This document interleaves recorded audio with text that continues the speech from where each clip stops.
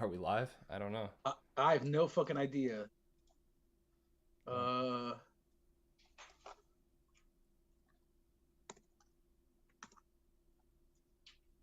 Hmm.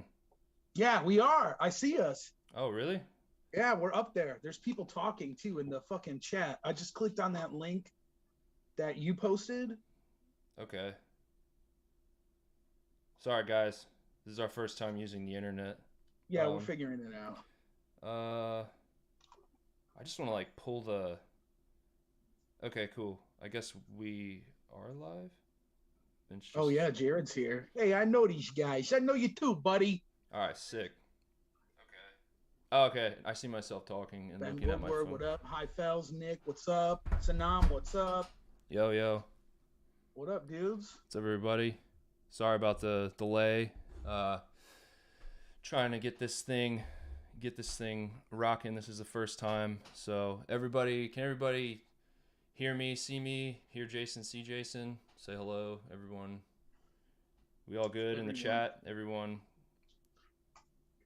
I wonder if I'm super choppy. Does it look super choppy, everybody? I'm looking at the stream right now. It does look pretty rough. Yeah, mine does too. Hmm. Let me try one quick thing here. Blake just they responded. Danny from my other band just said, anyone else getting blackout drunk for this? Yeah, at fucking 2 o'clock in Chicago on a Wednesday. All right, Video's super shot, but audio's fine. all right, I'm gonna connect to if I can to my fucking. I don't actually know if it's anything to do with our internet connections because I have like one of the ripping fast ones Oh, that you do? and Okay, it still looks like it's like choppy on my end. gotcha. Uh, Alrighty, all right, well well, shit. let's just kind of get started and just see how this goes. Um, Fuck yeah. so yeah, everybody, this is Mr. Jason Nitts. He plays drums for the band Warforged, who we're stoked to be bringing out on tour with us next month. We're touring the United States from May 6th to June 5th. It's going to be us headlining Fallujah, Alluvial, and Warforged. And we are kind of going through a series of videos every week where we're going to like hang out with some of the people from each band and just kind of shoot the shit and hang out, I guess. So yeah, Jason, we've known each other a long time. It's good to Yeah, Jesus, dude. yeah, it's good to see you. Yeah, Um, it's good to see you too, man. I was figuring we could just maybe start off by just talking about some music. And what have you been listening to lately, sir? Recently, Yeah, I haven't been able to stop listening to the last fucking ASAP Ferg record. It's called Floor Seats 2, and I yeah. think it's really sick if you're into that like kind of hip hop that's sort of like that New York City DMX style. It's a little like more modern than that, but I think that's pretty sick. Otherwise, I've been listening to our new fucking record a shitload because we're playing songs on it and we're figuring that all out. Trying to think, man. I like it's so weird. I don't know how it is for you, but at least for me, before like we go on tour, I don't even like think about music for a lot of like listening to other music. I'm just so fucking fixated on, you know, getting our own shit down. But yeah, my normal shit. I was listening to the 1975 again yesterday. I put on Notes on a Conditional Form just because I Nice. wanted to listen to it again, and I love that record. And yeah, been listening. I actually just checked out. Fuck, what was that? Let me pull up my Spotify here. Oh yeah, I was jamming that new fucking Immolation that came out recently. I think that's pretty sick for a death metal record. Yeah. Um, but yeah, man, it's pretty much all I've been doing recently. So So you're just yeah, like dude. you're kind of I know what you mean like when you're getting prepped for a tour and like Yeah, it's like I don't know, you're just like playing the set like all the time and like a lot of the times the last thing you want to do is like listen to more metal when you're done doing that. So I guess like probably everybody in the on the tour is having a similar problem, I guess. So oh um yeah, that's sick though. I haven't actually like dude, Immolation like um You remember that? Remember that record that they did? I don't even. It might have just been like an EP. It was that Providence EP that they did with Skyon. Remember when Skyon was like doing stuff for bands? That dude, that was sick. That was sick. But dude, I think that was like the last time that I like stayed up on like what Immolation was up to. Like I remember Rivers playing with maybe like Immolation and Decapitated or something like that at Reverb, like back in like 2011. It was like on that. It was like on that the tour cycle for that record. So fuck yeah, that's sick. I gotta check out some of their newer stuff though. But so yeah, a lot of like, okay, it seems like there's people talking about 1975 in the chat. Notes on a Conditional Form is their worst record. What do you have to say about that? Who said that? Alex Flamer said that. Well, Alex Flamer, let's see. I can tell you how much I disagree with that, because I think it's actually their best record in my opinion. But like, you know, everybody's got a different vibe. And that honestly, okay, so if we're talking about that band, that's the kind of band that'll put out a record and it's something different every single time you listen to it. Yeah. You know, or I mean, it's like when you compare it to their first record sounds nothing like the last record, I don't think. Yeah. You know, other than the fact that like they play guitars and drums and use, you know, regular instruments on the record. But I really think that fucking record rules, man. I love how much variety is on that album. I love how like half of it is like an emo garage record, like all garage style electronics with like these really, really good lyrics written over them. Yeah. I just think when that album came out, which was like right around the beginning of the pandemic in 2020, I couldn't get enough of it. Like I would get in my car after I bought the CD at fucking Target, because like it's one of those CDs where you could go to Target and buy it, and it's just funny to do that. You walk in there and you're like, why am I doing that? Yeah. I did that with the new Tears for Fears too. I've been listening to that a lot recently. Biggs has been too. He's been talking about when I saw him the other day, we were just talking about what we were listening to, and he says he's just been listening to a bunch of Tears for Fears and the Police. Dude, I can't get enough of that new record they put out. I think it's so sick. Yeah. I think it's fucking awesome. I'm like so behind. Like, dude, I've just honestly like ever since basically like you were like, yo, you need to give Radiohead another shot like a couple of years ago. Like I've just been on like just a spiral like through that band's discography, and like now I'm at the point, I mean, I know I've already told you, but like now I'm at the point where like all the shit that I thought was like just like way too weed and strange, you know what I mean? Like now it's like it's all starting to click. Like like Amnesiac, obviously, and like I don't know, maybe we could start moving into like, you know, King of Limbs territory, you know, eventually. But I haven't gotten there yet. Like I'm at the like I still haven't gotten there. yeah. But no, it's sick though that they put out that the Kid A Amnesiac, like, you know. Oh yeah, that reissue. Yeah, that whole thing, because like, dude, when that came out, like I was pretty much I was like Team Kid A, like 100% Team Kid A. And I was like, Amnesiac's like the leftovers or whatever. But dude, like, I don't know, man. Like after like giving that whole thing a second shot, like everyone kind of always looks at Amnesiac as like the leftover shit from Kid A. Right. But like, dude, there's so much stuff on that record that's like, it's A-side material, you know what I mean? Absolutely. Like Pyramid Song. Yeah, that's like one of the best Radiohead songs ever. Of all time. It's so good, dude. You and Whose Army? What's the other one?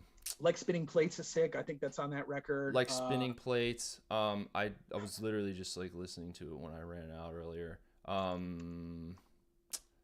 Knives Out. That song's so sick, great dude.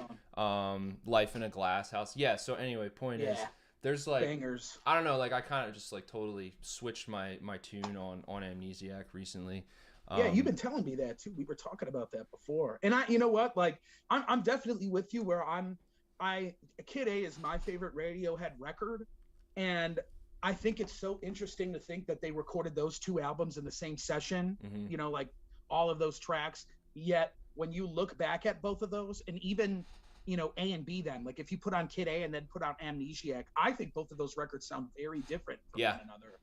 And you know, like Kid A, and maybe part of the reason I like Kid A more is just because it's so synth driven and so like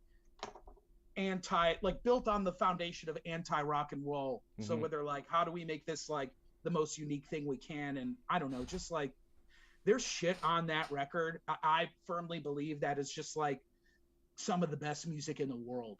Yeah. Not even like on a musical level, but even on a lyrical level. Like some of the lyrics Tom York wrote on that record, like that song Kid A, I read in some interview, he talked once about how it's supposed to be like his interpretation of what it would sound like if the world made like a mechanical baby or something like that.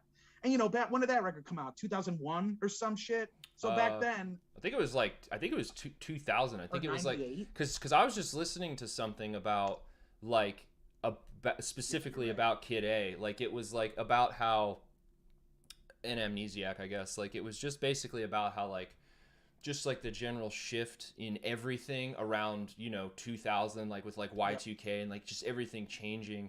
And like I'll have to find the podcast, but it was like, dude, it was like so crazy, like the amount of stuff that like was on Kid A that like went on to like become like such a huge part of like all of our lives as a result of like the technology that just kind of exploded after the year 2000. But yeah, dude, like this is exactly what I thought was gonna happen. We're just talking about we're talking about Radiohead.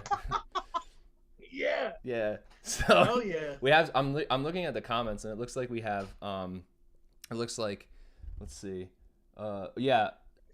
Anima is fucking sick. Anima is sick. The album and the movie, if the you want Netflix to call it video. Yeah, dude, like anything like Paul Thomas Anderson and Johnny Greenwood, or Paul Thomas Anderson, Tom York.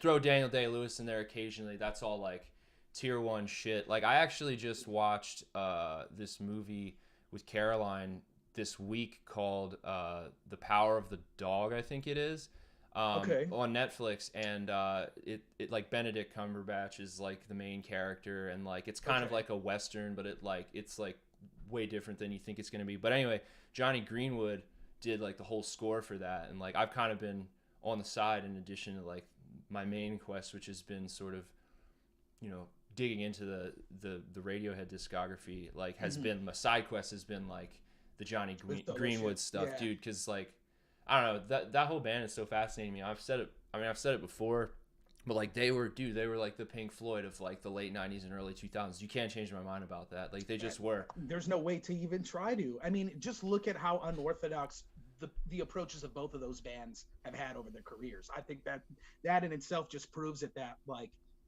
you're not going to get anything like that. No, dude. And like it's sick because like after they did OK Computer, which is not my favorite Radiohead record. Like I actually saw someone in the chat talking about In Rainbows, and like, dude, I think In Rainbows might be my favorite record. I think that like, dude, it's top 3 for me. I'll give you that. It's okay, dude, but like just like, I mean, it has like All I Need on it. It has Videotape on it. It has Nude on it, which I think is like the sickest Tom York vocal performance of all time. Nude, dude, like sick, dude.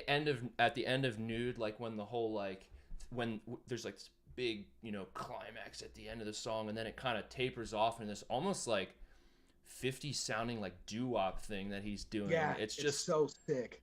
It's so sick. But yeah, I don't know. In Rainbows might be my top. But anyway, what I was gonna say is it's so sick how they became known on OK Computer for like being this like big rock band, this like big guitar driven rock band, and then like Kid A comes out and like the first 4 songs don't even have a fucking guitar on them. Hell yeah. So hard, dude. So sick. That's so sick. Yeah, and then like dude, I remember on that podcast they were saying that it was like the British press just like ripped that fucking thing to shreds. It was just like no one, they thought it was dog shit, like they were expecting another OK Computer, and then they dropped Kid A, and like they just shredded it. But like when they actually took it out on tour, like in the US, like it was enormous, and like the US press like was elated with Kid A, and like, dude, I know. So crazy how like just like an ocean can just change in between, can just like change it's nuts to me. But anyway, it's crazy, dude. I yeah. mean, I remember when Kid A came out. My dad bought it at the record store on CD. He still has the OG press, because I don't know if anybody knows this. If anybody has one of the OG presses of Kid A on CD, and you'll be able to tell because the backing of the jewel case is like a solid black, like clear plastic. Yeah. If you take off that back tray, there's a secret booklet inside, a second secret booklet that has all kinds of art and lyrical references from songs on Amnesiac. Yeah. Which is just like, how is that not the hardest shit ever? How is that not like the sickest fucking like, and I didn't find out about that, like that secret booklet, until like years after that record came out. And then I just grabbed my dad's copy and I was like, I ripped off that tray and sure enough, it was right there. And I'm like, holy fuck, this is nuts. Yeah. Like, so your dad was a Radiohead fan first? Yeah. And Kid A was the one that turned him out of the album. And my dad's not like the biggest electronic fan or anything, but I remember it was 2000. I think I was 8 or 9 when that CD came out. Yeah. I remember he came home, and I remember we listened to an alternative rock station in Chicago. It was a big one in the 90s called Q101, and in the early 2000s, and they were playing what is it? The what's the single on that album? The fucking, I can't think of what it's called. The Optimist or something. Oh, on which record?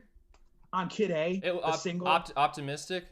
Optimistic, there we go. Yeah, I remember that being like the radio single, and that was the reason my dad got the CD. And when he brought it home and we heard songs like Idiotech, like being 8 years old and hearing a song like that, it's like sick drug music. Dude, sickest drug music, dude. That's like the perfect fucking song to just like put on at a club when you just like want to look at somebody like with that, like you just smoke too much weed and you're like, you just like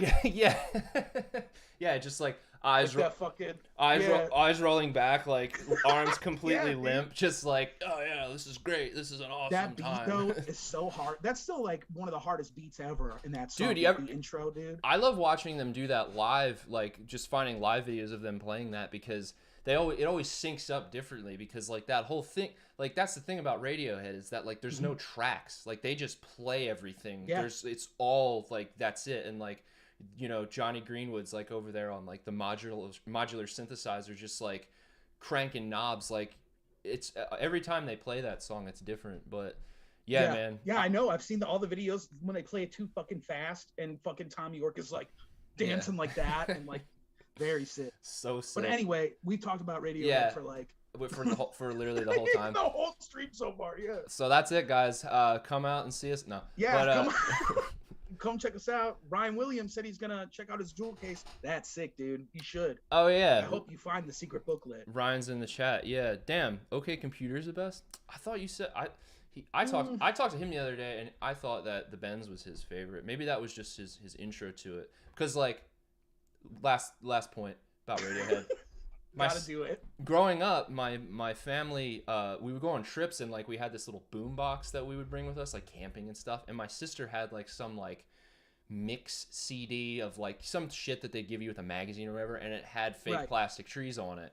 And I like, she just played the shit out of that, and like I hated it. Like I was like, and that's just what I thought. That's what I thought Radiohead sounded like. I mean, now, I do like that record and I do like that song, but like I like ignored Radiohead for most of my life until you kind of were like, hey man, maybe you should, you know. And then I kind of like got into it. But like that was my first exposure to Radiohead, was my sister just annoying the shit out of me by playing fake plastic trees on loop. Essentially. And then I like watched the music video for it. I was like, what the hell is this? Like they're just like, I was like, they're just at a grocery store. Like who's this guy with the eye? Like what is going on? Like I didn't know what was going on, you know? Yeah, dude. But anyway, all right, cool. So it seems like everything is still working, I guess. It looks like we're choppy as hell. Unfortunately, there's nothing we can do, but I guess everyone could still hear us.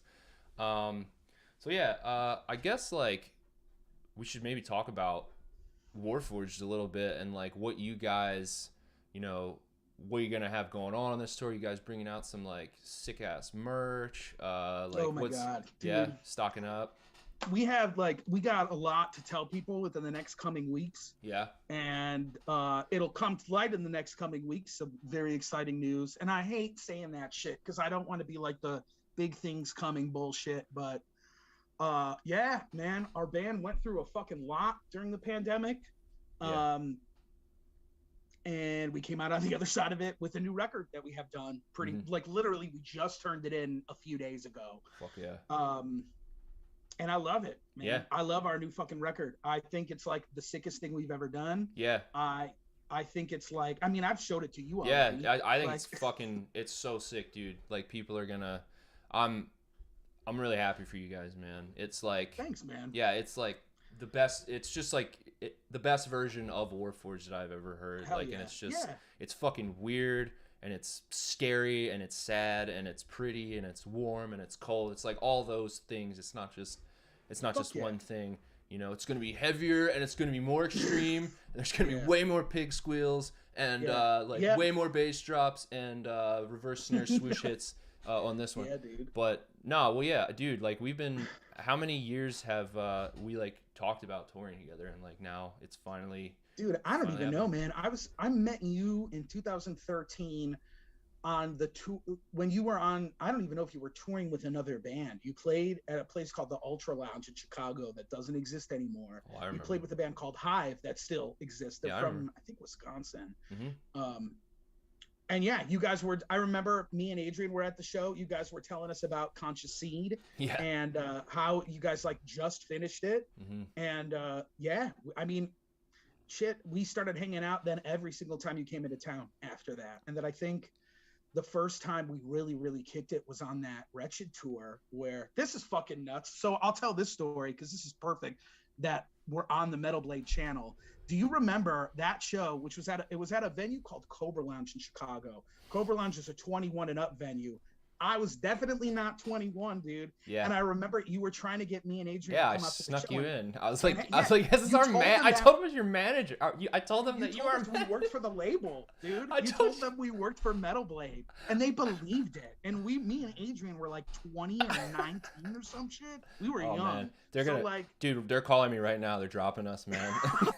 Yeah, dude. I remember you were just like, yeah, they work for the label. They didn't even like check our IDs or anything. Yeah, well, dude, I just did the hand thing. I was like, yeah, they just work for the label, like or whatever. Yeah, so no, I remember that night. Honestly, at the time, I looked the same, so no, it was fine and passable enough that I was over. Dude, I see pictures from that night, and like that was like when I was like all like super into weightlifting. I'm pretty sure I was wearing like a sleeveless like anti. You remember that band that James Dorton was in, Anti-Cathera?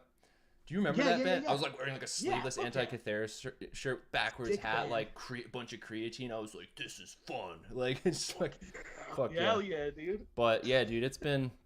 Oh damn, Metal Blade's calling the cops on us. Sorry guys for that.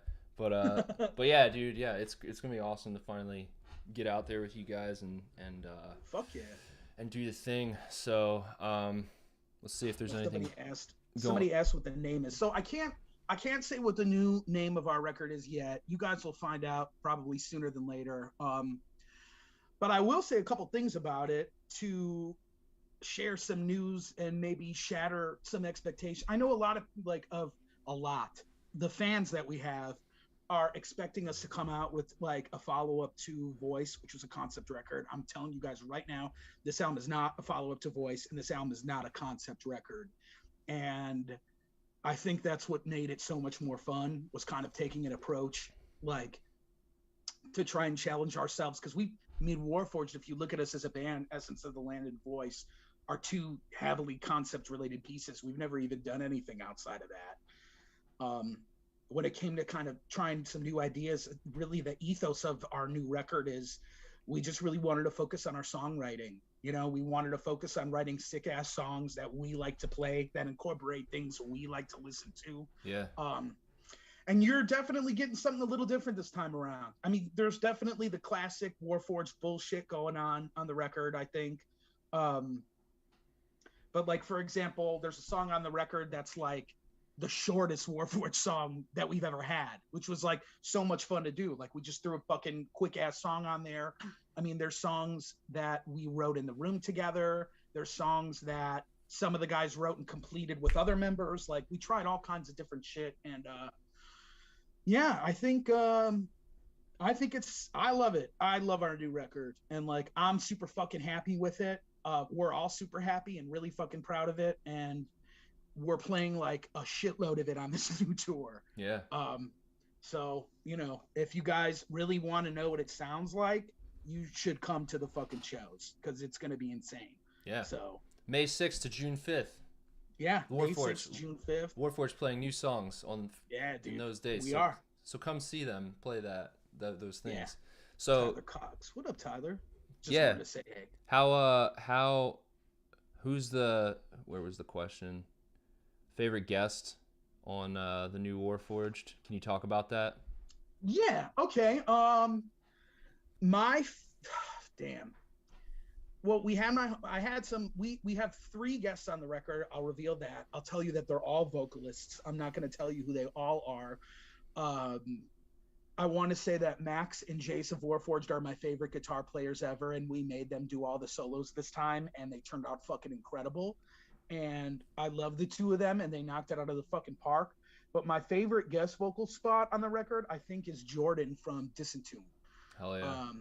I love that type of death metal, like that really heavy shit. And I always think it's really interesting because I feel like there's a fine line with a lot of that shit for a lot of people where they're like, yeah, that's like the shit where it's like they have no clue what's going on sometimes. But Disentomb to me is a very unique band where they kind of have this middle ground of very experimental music, but they keep it like insanely heavy. And I just love that dude's voice. Mm-hmm. So yeah, I would say that's my favorite appearance on the record. And like, yeah, I love the song he's on too. Yeah. I won't say anything else about it, but that's like one of my favorite songs on the record. And like his part, it's like one of those guys that you listen to and you're like, this guy sounds like a jet engine as opposed to a human being. And it's like, that's so fucking sick. Yeah. But yeah, I would say that's my answer to that question. Sick, dude. Well, you know what?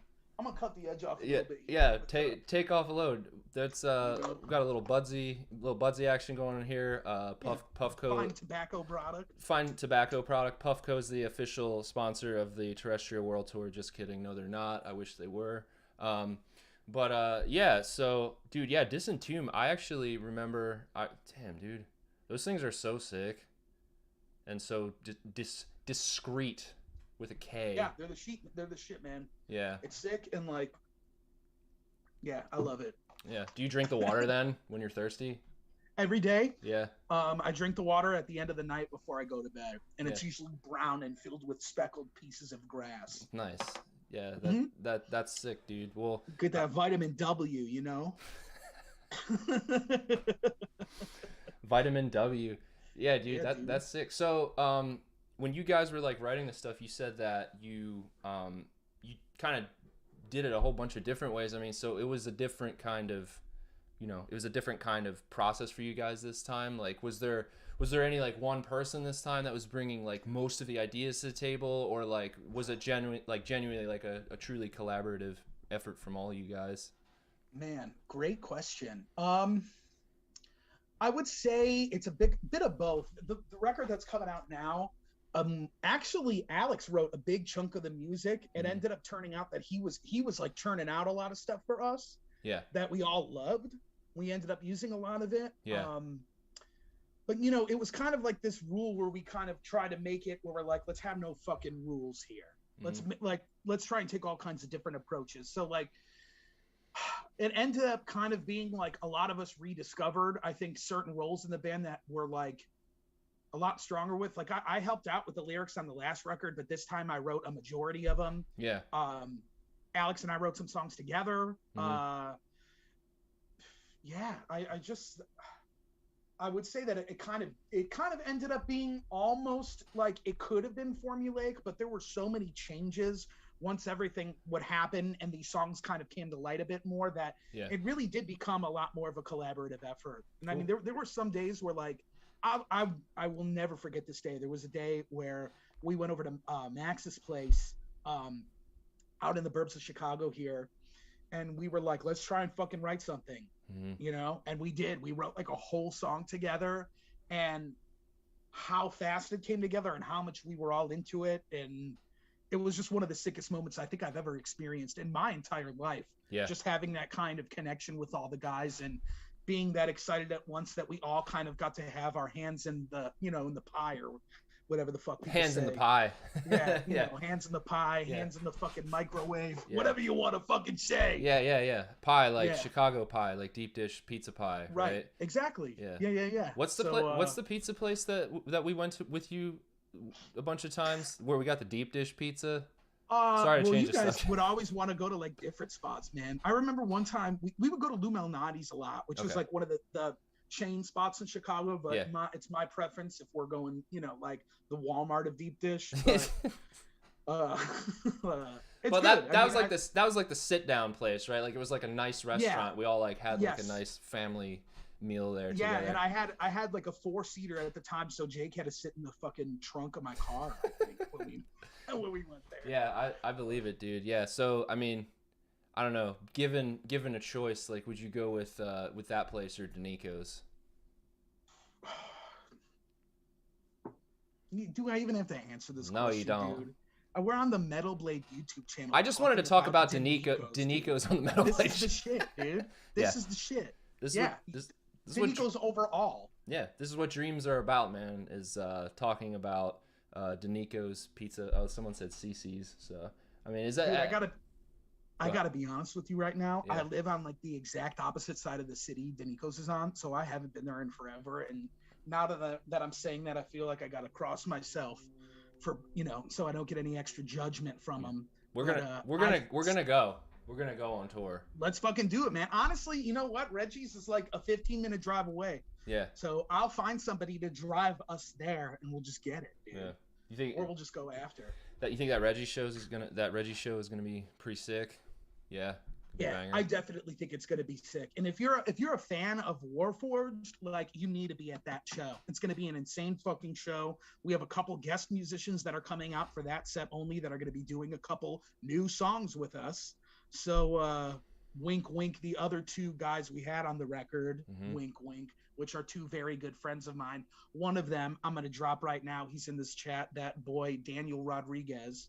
He does vocals in Through the Eyes of the Dead, and he plays in my other band, Roman Ring, and he's like one of my best friends in the world. So I'm starting, you know how, like, I don't want to sound like a fucking asshole saying this, but you know how Mastodon on every record they get Scott Kelly to do like a guest spot because he's a homie? Hell yeah. I kind of want Danny to be that guy for us, where it's just like he's got such a sick voice and we all just love him so much as a person. Like, I just want him to be on a part of every record because his voice is so fucking sick and he rules as a dude. Yeah, like, Danny's sick. Honestly, like, I would definitely say a big difference between the new approach with guests as opposed to our previous one is, like, I definitely just want to have more of the people that we love on our records, because it's like, it makes it so much better, you know, when like, you know, the people, you love them, you know, they fucking care about it, and you know, they treat the song with, you know, respect, and they care about how it turns out. Like, Danny did a guest spot for us on a song, and it's fucking insane. Like, it's perfect. Like, you crushed it, dude. If you're fucking listening to this, he's in the chat. What's up, Danny? Sanam, you asked a question. So instead of a concept lyrically, is it just various themes per songs? Yeah. So every song is like covers something different. And as a little preview, like I'll good example. We wrote a song. We actually teased a merch design for it a couple weeks ago. It's called Sheridan Road, and might be my favorite song on our new record. I really like it, but it's a song about a street in Chicago called Sheridan Road. It's actually what Lakeshore Drive ends up turning into once you get off of the expressway part of it. And it rides along the entirety of like Lake Michigan there, and you could take it all the way through to Wisconsin. And, you know, during the pandemic, when it first hit, you know, when everything shut down and there wasn't really shit to do, I would get in my car and hit my fucking pen and just go on drives. And, you know, just to clear my head, just to get out, just to do something. And it became such an integral part of my routine that, like, one of the challenges I really wanted to try and push on this record lyrically was trying to write some more songs that are, you know, more honest and about us, about our lives, about who we are as people. Yeah. And that song, I think it's like the sickest song I've ever written. It's got a lot of it's written like a stream of conscious. Like I really wanted to like sit down and write a song where lyrically it tells you a story, but it's got a start, it's got an end, it's, you know, it's open, it's interpretive, and it's basically just about getting in a fucking going on a drive with nowhere to be. That's literally what it's about. Yeah. You know, getting in your car and just fucking going on a drive. And like, I hope people jam that song when they get in their cars and they go on a drive, you know. It's a good song to listen to when you're driving a car. Fuck yeah. Yeah, dude, you know? Yeah. And I just think it was a lot more fun that way, because I've been really inspired by bands like the 1975 and Brockhampton and Radiohead, where they don't box themselves in to try and sound like themselves. They you know, they throw those like darts at the board, and it's almost like you get these really cool different versions of these bands trying out all these new ideas all the time. Well, yeah. And I just think it makes for such an interesting record, you know, like that way. You get so much more variety off of it. You get so much more experimentation. And, you know, I love that. Like that last Brockhampton record, there's songs that are hard as fuck. And then 2 tracks later, it's like a pop anthem, you know? Yeah. And it's so sick that an artist like that is able to do it. And I mean, at least for me, I could listen to it and I know it's them. But the fact that they could cover so much ground like that, to me, it's just like, I don't know. I mean, I know we got some musicians in the chat here. Oh, my girlfriend's in the chat here. Hey, Sam, it's me. Fuck, I just lost my train of thought. We were talking about, like Brockhampton, how there's like all different kinds of songs, and yeah, dude. I like on tour, I'm like, that's the next thing I'm making you like listen. Brockhampton? To with me. Oh yeah, dude. When we got that first stimulus check, I got that big ass JBL Extreme 2. Nice. And it's the camo edition, so I'm gonna bring it on tour, and we'll fucking bump it every night after the shows. We'll have it on. Can you drink Mountain Dew out of that as well? Dude, you could pour Mountain Dew on it and it won't even fuck up. I've done it before. We'll do it together. Nice. Any beverage you want, you could piss on the fucking thing. It won't. It's like waterproof. Like you could like shove it in. Like we were in Nashville a couple weeks ago filming some music videos for the new record, and we stayed at Malcolm's place. Shout out Malcolm and Mike, Ed and Fury, and the Artisan Era. Hell yeah. And we were all super fucked up by the end of the first night, and everybody was partying, and I just like put the fucking Bluetooth, I was very baked, and I took the Bluetooth speaker and I like threw it in his sink, and I just like turned the water on, and everybody was like, oh my God. And I'm like, it's waterproof. Like, but it's sick to act like you control so much chaos when you do some shit like that, you know? The keeper of the keys, you could say, you know, the keys being just chaos, and you're keeping them, and you know what I mean? Yeah, and sometimes we descend upon that Lord of Chaos. You descend upon the...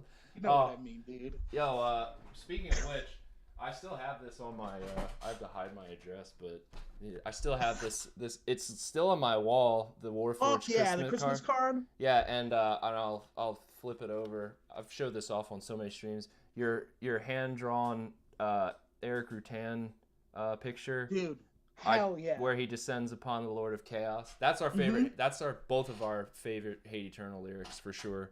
So. Yeah, definitely. I find it very inspiring, because there's a lot of points during the day where I do feel like you're descending upon the Lord of Chaos, and it's just like, how do you fucking get through the day? Yeah, dude. I was very excited to get that Christmas card, because I mean, first and foremost, I mean, it's like all you guys on there with Santa, and then I turn it over, and it's my literally my favorite Hate Eternal lyric with a hand drawn portrait of, you know, Eric Rutan, done by you drew that, right? That was you, right? Oh hell yeah. That's all, dude. That's freehand, believe it or not. That's insane. I like how the microphone is just in his, like, literally there's nothing connected to the microphone, it's just in his mouth. It's held up by the awe of his power. Yeah, you know? It's held up by the chaos. Yeah, the aura of the chaos holds it up. It's so powerful. Right. Yeah. No, but shout out to Eric Rutan. What a dude. My buddy Dylan says what's up. Hey Dylan. Fun fact, my boy Dylan Roeder, he was in my high school band, Sensory Deprivation. He played guitar. That's a sick name. Dude. Sensory Deprivation. It's like you're just completely deprived of sensories, you know? We wanted to do a band name that was like Decrepit Birth or like The Faceless or something like that, because we were like, we need to write death metal that's not about killing people, but Oh, about yeah. being enlightened. And it's like, how the fuck can you do that when you're 17 and a fucking idiot? But I mean, you yeah, know, I was in. that's why we're in bands now. So Yeah, because we're idiots. Yeah. So But no, dude, I mean, like same thing with like Biggs and I's first band together. Like it was like a thrash band. It was a death thrash band, right? Like we injected it with death metal. It was thrash and injected with death metal. dude, I don't know what I like more, death thrash or death grind, dude. Do you like death thrash or thrash? Well, no, I guess thrash. Yeah, I don't know, man. That's a tough call. I don't know which one I like better either. But our band was called Dissian, which is not a word. But it's like, the city of Dis in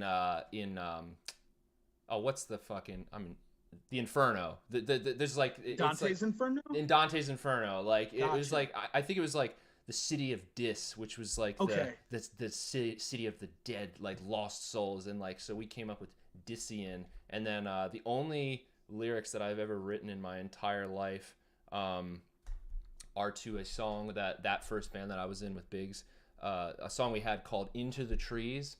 And I wrote all the lyrics by myself in the cafeteria in high school, and it was about turning into a tree, because like sick. Forest of Suicide, in Dante's Inferno. And I remember penning it out, and I was just being like, "This is it, man! Like Metal Blade is for sure gonna sign us after I pen this fucker out."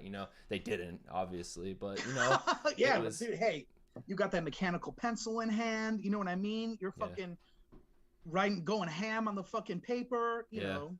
Dude, I can never get mechanical pencils to work like that. I would always just press them. They would break or just push back into the pencil. Yeah. I was like, what is who is that relaxed when they're writing that they like? I just that just doesn't break it at all. I hate the erasers on them too because it just makes it actually more messy than it was before.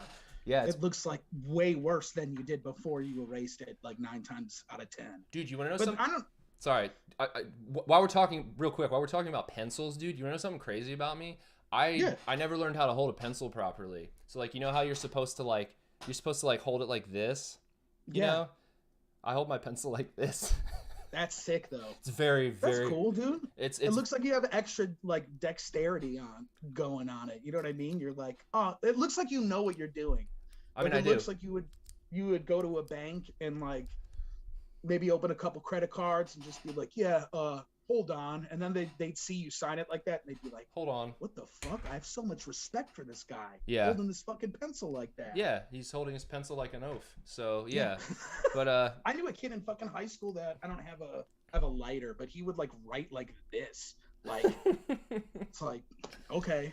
Dude, did you know anybody in school that like, it was probably like more like elementary school, but like the kid who would just like eat glue? Did you have any of those kids? Like, dude, we had this kid who would just like drink Elmer's glue, like, and get yelled at, like, Michael, stop, like, and he would just drink Elmer's glue, like. We had a kid that would lick like glue sticks. That was about the closest I think that we had though. Glue sticks are sick. I actually one time ate a stick of blue chalk for $10. It was this kid was like, I'll pay you $10 if you eat this chalk. I was like, oh, okay. That's it? Yeah. I was like, okay. So like we went. I would do that now. Me too. I mean, it was like, dude, we just went to the bathroom. He handed me the chalk, and then it was just me and him, and I just ate the chalk. And then he gave me the $10, and then I went back to class, and like my whole mouth was just like green, and then I got in trouble. But so yeah, now we're just talking about holding pencils like idiots and eating chalk sticks. This is sick, dude. So, but the thing is that I'm not sure how much time we have. I think we have about 10 minutes left. Okay. So I mean, is there anything that you had wanted to talk about while we're on here? Any additional stuff that you wanted to add to this conversation? Because I mean, I have some other stuff we could riff on, but shit. Not really. I didn't have much else planned out. I did want to, like, because a lot of people have been. Yeah. Okay. I'll talk. Yeah. All right. 2 things I have to say to people right now. So I'll just address them on here. But one, a lot of people. Obviously, we're going on tour with you guys. Obviously, we have new shit cooking up. I just want to let everybody know that, like, We're working as hard as we can to get it out to you. The reality of it is, in a lot of cases, is manufacturing delays, unfortunately, with records still and CDs. We all know about it, especially if you listen to metal. This is definitely not the first time you've heard this shit. But we promise as soon as we have it, like, it'll be yours, as soon as it can be. So, but hopefully we'll have something new pretty soon. So, hell yeah. That was pretty much what I want to address to people, because I know a lot of people have been asking, like, well, when is it coming out? What is it called? What is this? What is that? And it's like, I don't know why that shit needs to be a secret, but the powers that be say it does, so I guess it does. Yeah. Nah, the vinyl shit is crazy, man. Like we like just got under the wire with the vinyl on the work. Like if we had like turned it in like a couple of weeks later, we would have to wait. Like people wouldn't have gotten our vinyl until like 6 months after the album came out, and there was still people who weren't getting it for several months after it was released, just because everything is so messed up. Like because of, obviously. Well, sick. Yeah, dude, I'm stoked to see the new stuff live. Fuck yeah. Anybody who's tuning in right now who hasn't checked out Warforged, absolutely go check out Warforged. They're a sick ass band from Chicago. They're going to be coming out with us on tour next month from May 6th to June 5th. We're going to be doing a full run of the United States, playing a bunch of heavy metal shows, and it's going to be awesome. Like I said, these guys are playing new stuff. Next week, we're going to do a similar talk with Wes from Alluvial, and then the Thursday after that, same time, same day, we're doing a talk with Scott from Fallujah. So we're going to try to get some of the other guys in here and talk about the tour some more. Fuck yeah. But yeah, dude, like, I'm stoked to be bringing you guys out, and I hope that it's an awesome tour. Everybody should go buy tickets. They're selling all 6, so be sure to grab them before they're gone. Obviously got to plug that. So yeah, I'm stoked. I mean, I'm not sure if there's any last minute stuff you want to run down, or no. You know what, we're just stoked to be back. We're stoked to be back doing everything again. It feels like it's been forever for us. We haven't played a show since February of 2020. And we just have a lot to say to you guys that we're just about ready to start saying. So, and we want to thank you guys too, Brody, for taking us out on tour. I mean, for me, it's just sick because I love all you guys. We've been friends. I mean, shit, dude, I've known you this year or next year. It'll be 10 years. So, yeah, and Biggs crazy. and Jake, like, I mean, it's so sick to finally be able to, just be able to go out there and hang out with you guys. But it'll be crazy to play these shows together. And it's definitely one of the biggest opportunities we've ever had as a band. So we're just happy to be there and, ready to kick some ass. So yeah, nah, man. We're going to have vinyl on tour. So everybody's been asking us about vinyl because our vinyl has been gone. We're going to have vinyl on this tour. So hope everybody's ready. Hell yeah. I'm very excited. I'm stoked to check out some fast food establishments, some Waffle Houses, some Denny's, some In-N-Outs. I don't think we've never been to an In-N-Out together. I don't think so. No, I don't think so. Is there anything that any places that you're looking forward to stopping at the most? We have that off day like in Seattle or something after or the day before. Mm-hmm. There's the Nintendo quarters, like the Nintendo Office of America is like right by where we will be. Yeah. So part of me kind of wants to try and convince everybody to see if we could go, but apparently they won't let you pass the lobby anymore. So I guess like there would be no point of going, but part of me just kind of wants to go and see if we could like fuck around and find out. You know what I mean? It's like Warforged at Nintendo. Dude, just let us in. Yeah, just let them in. Yeah. And if that doesn't work, I want to get everybody to go to the fucking Twin Peaks restaurant, the Double R. Oh, dude, we did that when we were on tour with Revocation a couple of years ago. It's like, it's kind of expensive, but it's just it's way expensive. Like, I mean, but it's like not worth the money. But it's not. But like it is. Like you wanna come on. Like you're literally at the Double R. Like you're you're gonna get that $8 slice of cherry pie. You know what I mean? You have to. Hell yeah. I mean, I didn't. I think I got, did. Yeah. Oh, did you? Okay, yeah. But yeah, we went on our the tour we did with Alter Beast in 2019. We went there because we got there was like a car shop right across the street, or a mechanic, and we got our oil changed. Nice. And then we got breakfast while we were waiting, and it was sick, but it was way too expensive. Yeah. That'll be sick. Have you ever been to a Sheetz or a Wawa? No, this will be the first time. Dude, I'm excited. Yeah. I'm excited to go to Sheetz with you. Like, I saw someone That'll be sick. in the chat dropped Buc-ee's, which is like, oh yeah, without a doubt. I like Buc-ee's. Yeah. Well, I mean, I like Buc-ee's too, but I mean, Sheetz is that's tier 1 shit, and I mean, no one would understand unless they're, from, this part of the country. But you can get tater tots on anything. You can get tater tots on your ice cream at Sheetz if you want. You know what I mean? Right. So, like, I mean, I personally just like to get the tots as a side, and then I'll get, like, a sandwich or whatever. But, like, you can get tater tots and burritos. Their mac and cheese bites are instantly give you heartburn, but it's fantastic. That's how you know it's good. That's dude. how you know it's good. It's like those yeah. Oreo cheesecake bites at Denny's. Like, I remember a few times when me and you were yeah, AJ, I am absolutely gonna do that. We're gonna show them what's up with Wawa and Sheetz. Yeah, we love it. But I remember Tyler Sheetz gang, hell yeah. I remember going to Denny's with you one of the many thousands of times that we've been to Denny's together, and both of us like ordering the Oreo cheesecake bites and just the whole order, dude. Dude, each of us got them though. Yeah. It was like we had like 87 Oreo cheesecake bites or something. Yeah, so like that. Fucking sick, dude. Yeah, so sick, but just like instant like heartburn and just like instant stomach ache. Instant everything, just like it's like it's like you swallowed an entire blanket, you know what I mean? Yeah. Like,